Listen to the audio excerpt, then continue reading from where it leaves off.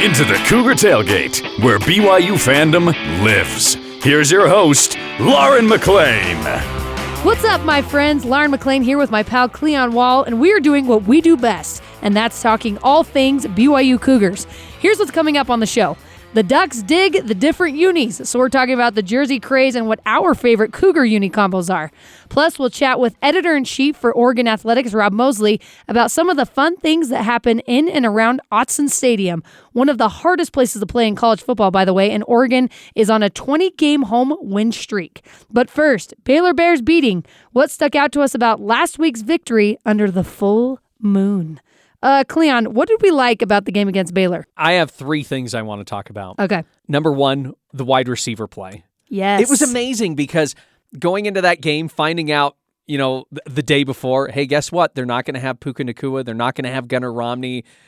What is this going to mean? Is the running attack going to be able to fulfill their needs so that they don't have to rely on the wide receivers? And we all know that really didn't happen. Right. And they had to rely on the wide receivers, and they had to rely on quarterback play, and I was just so impressed with how the wide receivers played in this game. Chase Roberts was amazing, 122 yards, a touchdown catch, a touchdown pass. It was amazing. Keanu Hill, 57 receiving yards. He had a big catch in the second overtime to get BYU into the range so that they could score that touchdown. And then Cody Epps had 28 receiving yards. I was just so impressed with the wide receivers in that game. Number two, I want to be like Jaron Hall. Don't we all? And you know what? The first thing I would say is I want to be like Jaron Hall because of what he did after the game. Right. And he went and he hugged Jake Oldroyd. Even though Oldroyd had missed 2 field goals, he gave him a big hug. Oldroyd was misty-eyed and everything. And I just thought, that is so cool. Do I do that? Do I do that to my friends? I know I'm waxing philosophical here, but I'm like, do I do that with my friends? But the second thing I want to say, I want to be like Jaron Hall, is he is so cool under pressure. He is so unflappable. I know we've talked about this before. It's been talked about a lot, but he is so unflappable. I'm like, I'm not like that. I'm very flappable. I get frustrated at things and I get upset. And even just discussing what we were going to talk about on the show today, I'm like, oh, what do we talk about? And I'm wringing my hands and I'm like, yeah, I want to be like Jaron Hall. I want to be cool under pressure. And then the third thing I like, second straight season, the fans make a big difference in a big game. I just remember how many penalties Arizona State had last year when they came into LaVell Edwards Stadium. And, Baylor walked out, and it was the same thing. You saw on social media how a lot of people were talking about how impressive it was that the fans really stood out in this game, especially late in the game, and they caused a lot of problems for that Baylor offense when they were out on the field. The fans were incredible. They were definitely the X factor. Who knows how the game would have gone had it not been played in LaVell Edwards Stadium in front of those fans. So many things stuck out to me, Cleon. The Baylor fans had a great time. You see it on social media. I met a lot of the fans outside of LaVell Edwards Stadium, and they're like, why is everyone being so nice to us? I don't understand. And I think BYU fans were going out of their way definitely to make sure Baylor had a good experience, because BYU had a great experience at Baylor last year. BYU fans had an incredible time for obvious reasons. Double overtime, BYU beats a top 10 team for the first time since 1990. It was a perfect introduction into the Big 12. The Big 12 commissioner was there, and I love that he got to see what an atmosphere is like at LaVell Edwards Stadium, and that we definitely belong in a Power 5 conference. Even after 2 missed potential game-winning field goals, the players and the fans didn't give up, Cleon. I feel like it's so easy. I mean, obviously, you see all the the people in the stands putting their hands on their head, and they're just like, are you kidding me? You mean unlike me, that after the second missed field goal, I thought all the momentum is in Baylor's favor now. I know. No. And I'm like, Baylor's going to win this game. It's easy to think doom and gloom. Like that's like naturally what we do as human beings. I loved that the players stayed in it, the fans stayed in it, and that really made a big difference. The defense balled out more than I expected they would, honestly. They showed up, and they had some huge stops. And thank you, ESPN, for mentioning the full moon at least 100 times during the broadcast. That was, I was like, okay, we get it. It's a full moon. Okay. And Cougar Tails. So yes, and Cougar Tails. There's that. All right, let's transition. BYU plays Oregon this week. And I think for a lot of us, the first thing that comes to mind when you think the Ducks is all their different uniform combinations. Oregon has over 500 uniform combinations. Amazing. And that is mind-blowing. The jersey and color craze really can be traced back to the University of Oregon and Nike owner Phil Knight, who graduated from the university. Mid to late 90s, they started experimenting with different jerseys. They ditched the old UO logo for just the letter O.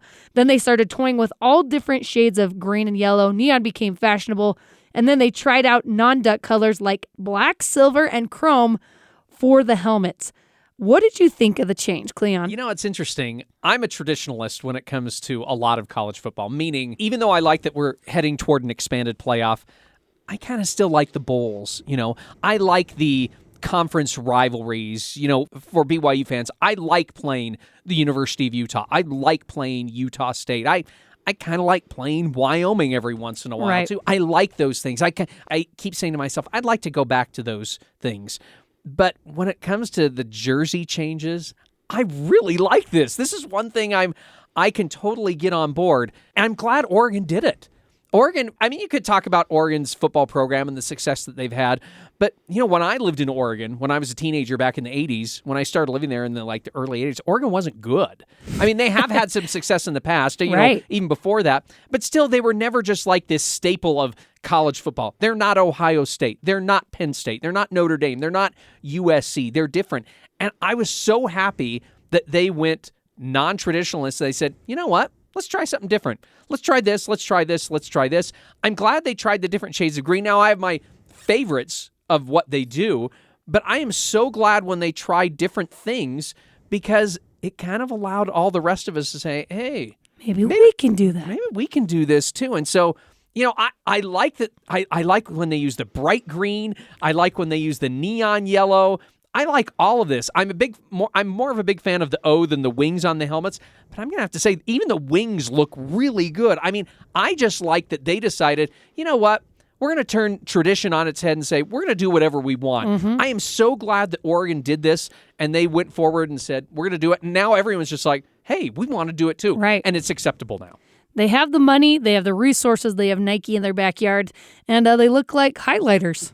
Really, half the time. Sometimes, yeah. Yeah, I think it's fantastic, too. If you don't like one jersey, don't worry. They'll be wearing a different one next week. Oregon was so smart to start changing up the uniforms because it drew some eyes to them. Like you said, they weren't always this powerhouse, but now they're kind of known for having the different uniforms and being a great program. People are curious what they're going to wear next because you never know. They've had some outlandish uniforms before, and I think it's a fun trend and something for recruits to get excited about. Fans love weighing in on what their favorites are, and I feel like the players feel fresh each game, and I'm all about it. I like that BYU just has a handful of options, to be honest, but can switch things up. Variety is good, but consistency is good as well for brand recognition, right? So you want to look like the BYU Cougars, whatever you're wearing. Yeah, we asked the BYU football players if they like all the changes in the uniforms, and then we also asked them their favorite uniform combinations. Quarterback Cade Finnegan. Kalani will tell you, football's fun, and it's a lot of fun when we're working hard, when we're out here, being perfect and playing to our best. But it's also fun when we get to look good, So I think, I'm a big fan of the different combinations for sure. My favorite combination is probably the white bottoms, royal tops, and then white and royal helmets. Quarterback Jacob Conover. Well, I know we're a tradition school, but why not be exotic? Why not try new things and just have fun, give something not only the fans can be excited, but the players too. This is a players-led team, and our equipment guys just rocking and rolling with us, and we're loving all the new exciting things that are coming this year. I really like royal helmets and all white. I love the all white. It's crispy, and so with the royal accents, it's nice. It's the one we wore against Georgia Southern. Offensive lineman Connor Pay. I think my favorite combination is the Royal Oreo, is what we call it, where it's royal helmet, white jersey, royal pants. Linebacker Jackson Kafusi. Honestly, I felt like when I first came in, it was like, this is home, this is away. So I actually do enjoy the switch up. I like being in something new every week. I love all of the jersey combinations, so it's really fun. Favorite one, I'm a big fan of the Gifford Nielsen jersey combination with that helmet, the silver face mask, white helmet, white top, royal bottom. So that's probably my favorite. Defensive lineman Tyler Batty. I think, though, a team needs to establish an identity. You know what I mean? So when you see those unis, you see those colors, you know what I mean? You're like, oh, well, that's BYU. So I think having a little bit of a mix-up, is good. So you're not wearing the same thing every game. But I think having kind of a a theme or an identity as a team, I think that's important. So, my favorite BYU uniforms are all white with royal highlights. And a royal lid. I think those look really, really clean. Defensive lineman Pepe Tanavasa. I do love switching it up, but, my favorite combinations are definitely the classics. The navy on white, the white on navy, and so it's hard to beat those. I think it's just a classic look that I just associate from growing up. A lot of schools have those classic uniforms like USC, Alabama comes to mind, and just especially BYU. And so I think it's just hard to beat. Growing up in Oregon, I always remember the Stormtrooper uniforms that they brought out it was a white on white with white helmets and a chrome face mask, and those were always super cool. Jacob Conover said BYU should be exotic. I think that's the first time I've heard BYU and exotic in the same sentence. How about you? He also said the word crispy. He did say crispy. I think he meant crisp, but I like crispy. They look crispy. Except I just picture the uniforms a little too much starch or something, You know what I liked is in talking to all these guys, each one of them had a reason why they either liked or didn't like. We only had one that we talked to that didn't like it, but I like that they think this is the reason why we like this, and they have input on what the jersey should be.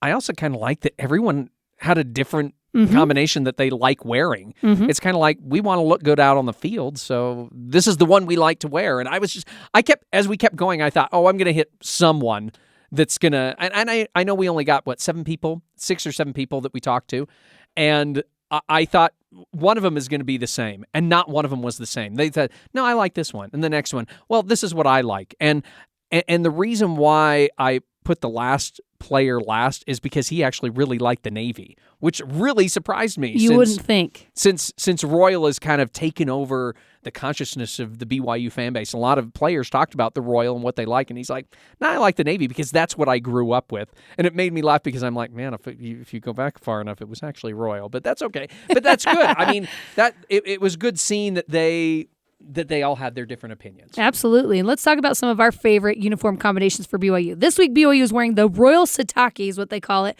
Royal helmet and face mask with a white jersey and white pants with Royal accent. They are 1-0 in that uniform, by the way. Georgia Southern, they beat last year wearing those. I like when Nike started producing the jerseys for sure. They started making them sleek and slender with striking colors. There was a time when Nike was not making BYU's uniforms, and they just didn't look as good. And then you see when Nike starts taking over, you're like, yes, that's what I'm talking about. And I got to say, I'm all about the Royal, Cleon. It reminds me of the 80s and 90s when BYU really made a name for itself in football. And it's unique from Penn State and Utah State. When I think navy blue, I think Penn State. Or the Aggies here in Utah. And so I'm like, let's stick to the Royal. Let's be unique. My favorite of all time has to be the all-white with Royal accents. I think that looks so good. And I'm going to go just the opposite of you. That's like my least favorite. I really don't like the all-whites. I remember when they did this back in the 96 season. They actually went all-whites when they played at the University of Washington. And I'm like, I want to see some color. Now, I've warmed up to the all-whites because it is a real clean look, but I still want some color in there. And I know you have some accents in there, but it's just a lot of white. And I'm like, I want to see, whether it's the Royal or the Navy, I want to see some other color in there. Okay. Because everyone has white in their color scheme. And maybe that's why I like seeing a little bit of color. But, the whites look, it's good. My favorite, I actually like the Oreo look that they talked about. You're an Oreo guy. I like the, whatever it is, whether it's Navy or Royal, I like the dark helmet, white jersey, dark pants look. I think that is sharp. Mm-hmm. I will have to say, I like the opposite too. I like the white helmet, dark jersey, white pants look. And I think the other part of that is if they do like dark helmet, dark jersey, I think that looks good, but I just don't like the all one color going up and down. I like to have something a little bit different in there. So that's, if I had to say my favorite, it's the Oreo or the reverse Oreo. I don't know what you want to call it, but I like that look. Oreos are delicious. I'm okay with that. Let's talk about our least favorite jerseys of all time. I'm going to go with the late 90s, early 2000s, the navy and gold. The gold. Is it gold? It was gold, and it just did not look good to me. I always thought it was tan. Maybe I didn't look at it it's closely gold. enough. Okay. They had gold stripes and gold accents, and it was not it. It didn't do it for me, Cleon. Let's just say that I did not like that look. I will probably say I'll go with the bibs. The one season they had the home bibs, which was the the bibs. navy jersey, but then the cutout in the middle where it was white, and then there were navy numbers. Yep. And yeah, the worst. It didn't look good. No, but I will worst. have to say, I'll give BYU or whoever. The one thing I'll say about BYU, Oregon, any of these teams, we can sit there and say, these are my least favorites. Why are they doing that? Ooh, that looks ugly. I don't like that color. At least they're trying something. Yeah, they're trying something new. And they tried it that year, and they realized, whoop, yeah, this these are doesn't horrible. These we don't look like good. toddlers. These don't look good. We're getting rid of them. All right, is there any way we can combine the Royal and Navy, Cleon? I want them to. You may not want them to, but I want them to. I figure I just think it looks. I think it would look sharp. There's only one thing in my mind where I see that they can do that, and that is if they take the navy as your main color. And I'm not saying all the time. This would be like one jersey combination. But you take the navy and somehow you throw some royal accents in there to show that off. I don't know if that'd be like striping, like royal striping, and then the numbers would be white, but there would be a royal accent going around there. To me, it would be like, remember the blackout uniforms? Yes. It'd be like the blackout uniforms, but with navy instead of black. I'm on the fence with this one. And if you ever see Kalani on the sideline, he usually has a royal hat on with a navy blue shirt. He loves combining it, and the fans absolutely hate it. I'm going to have to see, but it freaks fans out. It really does. The mention of combining royal with navy, they just do not like it. So I don't know if BYU will do it. I actually have heard some talk from Billy Nixon, who's in charge of the jerseys, that might happen at some point. So I guess we'll just have to see. Okay, does BYU need a third color? And if so, what would it be? Ooh. Black? I don't know. To me, I could say gray or black because I think that would go with the navy. I guess I'm thinking the navy in mind. I could see gray or black, but as soon as I say either of those colors, the first thing I think of is Utah State. And Utah State fans are already up in arms, many of them saying, you stole our navy. Why did you do that? So I don't know. I mean, black's the only thing that I can... Because we're the big brother. We do what we want. Black's the only thing I can come up with, and I'm not even really convinced of that. I don't think they need a color beyond the royal. I think they when they brought royal back there, they were basically saying that's our third color, or you could rank them however you want if you include white. And as I said, it's hard to include white in there because everyone includes white. Yeah, everyone's got white. Everyone's got white in their uniform combination in some form or fashion, and so I'd probably say no. I think that I don't think we bring the gold, as you call it, or I would say tan, back. I don't think you bring that back. I think you leave it be. And I can see why they like that color, because that's the color of a Cougar, I guess you could say. That. Did you know that's an official BYU color, tan? I did not. I know it's that official. They brought it in because, like you said, in those 2000s, they brought the tan in, and there were accents on the jerseys, and then when Bronco took over, they said, nope, we're going back to, this is what we're going back to the old looking jersey, the spirit, tradition, honor. Exactly. We've got the oval Y, and we've got this is what we look like, and it was kind of cool when they Which went. I respect. Yeah, I do. I actually thought this is cool. I'm glad we're going back to this, except with the Royal. I think it's great that they've also gone back to the. I'm sorry, when they went back to the Navy. I think it's great that we've gone back to the Royal too, and I know there have been battles over there. I'm one of those guys that doesn't care. I like both. I like both the Navy and the Royal. I think they both look sharp. I like keeping both of them. I think we should stay away from the tan. But if I had to throw one in, I'm going to say black. It's got to be black. I love the blacked out uniforms that we mentioned before that BYU has worn a couple times for special games. I don't think it should be a staple, but I think if they want to throw it in there every once in a while for, I would say, one uniform combo like they have in the past, I think that'd be cool. But I don't want it. I don't want a third color on all the uniforms that they wear throughout the year. I love the royal. I love the white. Sure, the Navy's okay. Oh, man. It's all right. Cleon, why do we get so wild over uniform combinations? I think it's because when you look in the past, there just wasn't a lot of change. It was like, this is what we do year in and year out. And so now it's really pushed and pumped, and I think it gets people involved. And I will have to say, it's also a social media sensation. I mean, people get excited when they see what their team is going to wear that week. And then there's big discussions over it. So I don't think you would have found that like 20, 30 years ago. Now I think it's kind of built for what it is right now. People love talking about what the team is going to wear and even what they're going to wear to the game that week. 100%. Look good, feel good. It can give a certain confidence to a player if he's feeling fine and fresh, I think. Like I said before, the recruits love it, the players love it, the fans love it, so why not? You got to stay up with the times to be relevant in this day and age, and I think BYU is doing a really good job of that right now. What is our classic look that we like from college football, Cleon? I will have to go with Michigan. I love their helmet. I'll just say their helmet right off. I love that helmet. It just looks intimidating. It is cool looking. It's not just, here is our logo on the side of the helmet. It's on both sides of the helmet, and it moves back. It looks really clean. Maybe I like it because it's like the Los Angeles Rams. I'm a Rams fan, and I like how they just have the simple... By the way, the Rams were the first NFL team to put something on their helmet, and all they did was put the horns on their helmet. But I just like how it just, I don't know why, I don't know how to describe it, but it just looks cool. I really like that. Other things... this is going to sound weird. I like that Wyoming is bold enough to go with brown and gold, or is it yellow? I don't know. It fits them, though. Yeah, it fits to Wyoming. Me, that's Wyoming. I love UCLA's... The Wild Wild West. Yeah, exactly. I love UCLA's powder blue uniforms. I love Oregon State's use of Halloween colors. I love Arizona State's fork helmets. I think that looks really sharp. I love Florida State's helmets with the spear. And finally, I guess I like Oklahoma State's use of Halloween colors. I don't know what it is about me and Halloween colors, but I love how they both teams use orange and black. I think it just looks sharp on them. And yeah, I don't know. We're like the opposite, Cleon, because I am not a fan of orange and black together. Because Really? yes, all it reminds me of is Halloween. Here is Halloween. Every time I see those jerseys.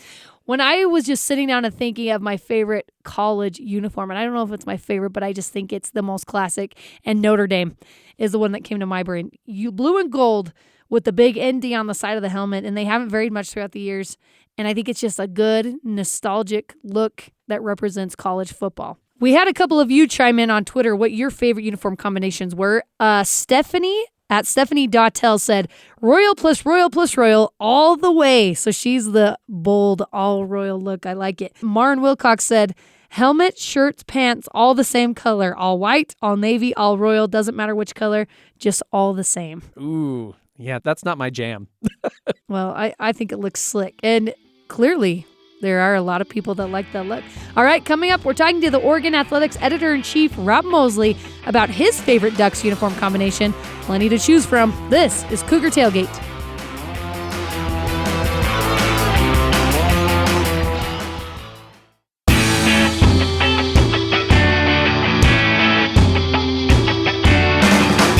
Welcome back to Cougar Tailgate. I'm Lauren McLean alongside Cleon Wall. Joining us now is Editor-in-Chief for Oregon Athletics, Rob Moseley. Thanks for coming on with us, Rob. Yeah, happy to join you. Well, I know that Autzen Stadium can get very, very loud, and you guys have a lot of really fun traditions. You have the It Never Rains in Autzen Stadium. Right. You have They Sing Shout. Of all the fun traditions that happen there, what would you say is your favorite? Yeah, I think both of those really stand out because they engage the whole crowd. Don Essig, the longtime PA voice here, loves to announce the weather report prior to the game and then always finish with, but as we all know, it never rains at Autzen Stadium, and everybody who's in their seat at that point joins in. One of the great things about sports is just the sense of community it can provide. And, I not to get too far off the rails, but I think particularly in this day and age when, it feels like kind of there's a lot of divisiveness out there. One thing that's great about a college football Saturday is you can show up at your stadium and everybody's cheering for the same team for the most part. And kind of regardless of anything else, you're all on the same side. And when everybody joins in to say it never rains at Autzen Stadium, when Shout plays and everybody's dancing along with the video and singing along with it. And even the players on the sideline, in the last few years, there was a linebacker here who's now in the NFL, Troy Dye, who really turned Shout into a something that the team participates in as to the extent they can based on the game situation, not just the fans. And so that synergy between the team and the fans during Shout is really one of a kind. And again, just, that link, that sense of community that it provides, kind of the greater Oregon football community, players, fans alike, is pretty special and pretty fun. Oregon has always been a pioneer in outlandish uniforms and different uniform combinations. What's been your favorite combination? There was a combination in 2016 when Colorado came here where the team was basically outfitted to look like the Duck mascot. And it was a little divisive because that required orange socks and cleats. And with Oregon State being a major rival here and one of their primary colors being orange, that's not a color you would have thought that the University of Oregon would embrace. But at least in that context, it made sense. It was the duck mascot represented as in the uniform, and the duck feet were orange and legs, obviously. I loved that uniform. Unfortunately, Oregon lost that game, and as tends to happen when a special uniform is unveiled and then the team doesn't win, it is mothballed quickly. And so I, for a lot of reasons, I wish that game had turned out a different way because I really liked that uniform. Oh man, well it's really fun to watch to see what they're going to come out in, game in and game out. I think it's really exciting and probably a great recruiting tool, honestly. All right, for you guys, the Pac-12 looks a little bit different this year. USC and UCLA announcing they were leaving. How has that affected Oregon with that news? I think obviously, like all of college football, when that move was announced, there's, for those of us who aren't in those meeting rooms and involved in those negotiations, there's some uncertainty, for at least a couple years now. Still, the league is going to remain the same. And so I think it's really just a sense of, all right, let's get after it. It's the Pac-12 this year. It's the Pac-12 next year. BYU fans, okay, I'll speak for myself here. I'm really excited that BYU's playing Oregon. When they announced this game was going to be played, I'm excited because I grew up in the Pacific Northwest, and I think it's great when BYU gets to play any Pac-12 teams anyway. Our Duck fans, I know that you've got the game against Georgia, and that's a huge game, and of course you got your conference games. But how do Duck fans feel about hosting BYU up at Autzen Stadium? I actually thought it was interesting when the coaches poll, the preseason coaches poll came out and BYU was like 28th, also receiving votes. Like some of our fans took notice of that and were like, wow, that they should be rated higher than that, which tells me that people have already started to kind of look at BYU's team and who's coming back and try to get a sense for the talent they have, and a level of respect has been built up already. Yeah, I'm really excited to see what that atmosphere is like. It's a day game, and there's a lot of fans around here that really love day games. So I think the sense of anticipation at that point should be really high. Talking to editor-in-chief for Oregon Athletics, Rob Moseley. Rob, for BYU fans that have never been to that part of Oregon, what's one of the best things that they can do pregame if they come to visit? Well, one of the really great things, the fun things about our campus is kind of the main portion of campus, kind of most of the academic buildings, but also, our softball diamond, our basketball arena, our track facility, which is phenomenal. Those are all on one side of the Willamette River. And then kind of the Autzen Stadium complex, which also has our soccer and lacrosse field and our baseball diamond, that's over on the other side of the Willamette River. So I would really encourage, if folks are in town for a while, to make that walk. If you manage to park over by the football stadium, do it early enough that you can walk across the river, go check out the track and field facility, which hosted the World Championships this summer, which was just a phenomenal event. And check out kind of the rest of campus. I mean, it's a beautiful campus. I'm a sucker for a college campus. I think any college campus is worth checking out because I just think they're so fun to walk around. They all have such a different, unique flavor to them. But and University of Oregon is no different. But then you make the walk back, and a lot of the student body that lives over around the academic buildings is making the walk across the river over to the football stadium for the game. the energy is just building and building and building the closer you get to the stadium, just because the excitement level with the people that you're walking around is building, but you also start to hear the band, to hear the tailgate activity around the stadium, all of that. So I would really encourage folks, if you have enough time and you're out here early enough, to make that walk across the river and back, because it's really fun. I love it. I'm with you. I'm a sucker for a good college campus as well. Rob, thank you so much for joining us today. You're awesome, and good luck in the game. Yeah, you got it. Yeah, thank you, guys. Let's talk about the last couple of times these two teams have played. The last time was in 2006 in the Las Vegas Bowl. BYU beat Oregon 38-8. 3rd and 10. Got it, man open. There's his tight end touchdown. Johnny Harleen. Anything can happen in Vegas, Cleon. BYU was the Mountain West Conference champs this year. They went 11-2. They were on a 10-game win streak to end the season. John Beck was the quarterback. BYU's team set a school record for margin of victory in a bowl game, beating the Ducks by 30 points. That was an incredible team. That was just an incredible team in 2006, an incredible defense under Bronco Mendenhall. And those are my peeps. They're around my same age. So I love looking back at those teams and seeing the success they had. Those were some good times. And I have an affinity to the 2006 team too, because from like 2001 to 2017, I was part of the radio broadcast for BYU, football and basketball. It was like kind of on and off, mostly on, but there were a few seasons where it was off. This was one of my off seasons, and I actually got season tickets. And I also was gifted tickets to the Las Vegas Bowl. Wow. So my wife and I drove down, and we went to the game. And I'll be honest, a lot of this game is just a blur to me, because we went to the game, we enjoyed it, we watched BYU beat Oregon, and then we just hightailed it out of the stadium because we were I had to be to work the next day. And you didn't want to get caught in that Vegas traffic. Oh, we got caught in the Vegas traffic. And then we had to stop and pick up my daughter in St. George. And then we kept driving, and I made it to, the 100-mile mark back into Utah. And I turned to my wife, and I said, I got to pull over and take a nap. And she says, let me drive. And so she drove pretty much the rest of the way back to our house.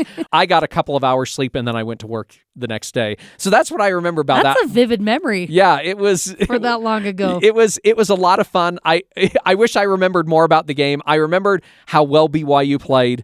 And it was just a lot of fun to be able to actually not be in a working capacity and just kind of go as a fan. And just enjoy it as a fan. Yeah, have it as a fan. And then the next season, I was right back into helping out with the football broadcast. So that was fun, too. Yeah, those are some good seasons with those guys.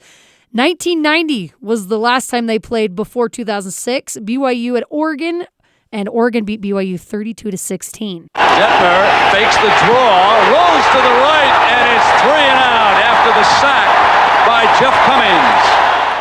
So I attended this game as a senior in high school. I lived about 70 miles south of Eugene, Oregon.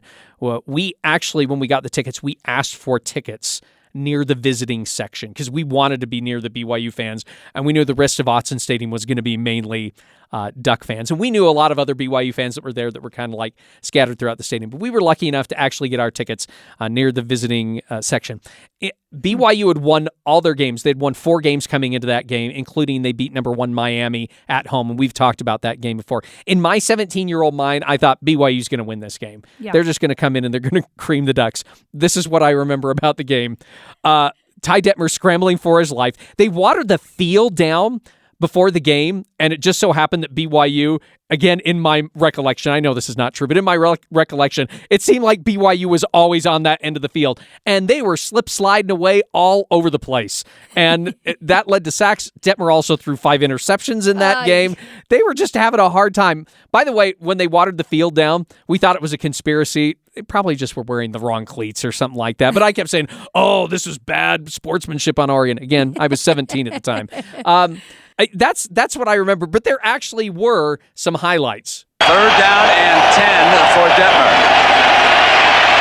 Fires long, he's got a man open, complete. Matsuzaki running free for the BYU touchdown. By the way, that was the last touchdown in the game that ended at 32-16, but we were all excited. From my vantage point, we were like not quite end zone, not quite sideline, so we were kind of like at a corner. And this play right here that Brent Musburger from ABC just described, this is what I saw. Ty Detmer had a guy right in front of him, another Oregon guy, and I thought, oh my goodness, he's going to get sacked again.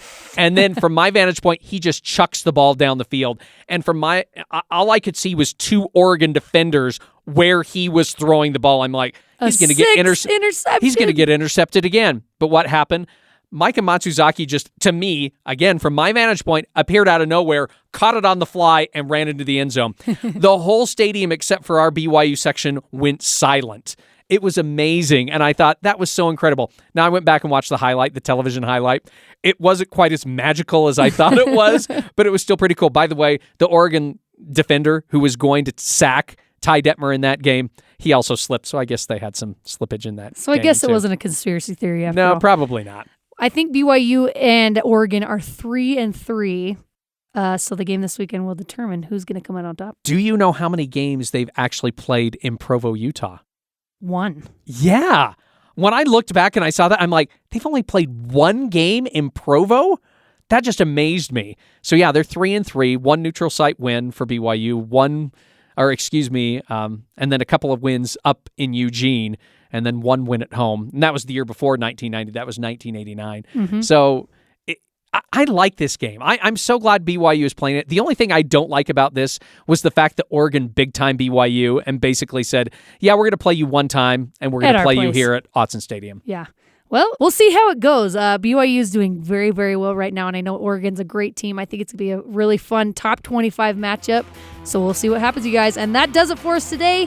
Thanks again to Rob Moseley for coming on the show with us. You can join the Cougar Tailgate wherever you get your podcasts, on Apple, TuneIn, Stitcher, Spotify, or on BYURadio.org. Cougar Tailgate is a production of BYU Radio.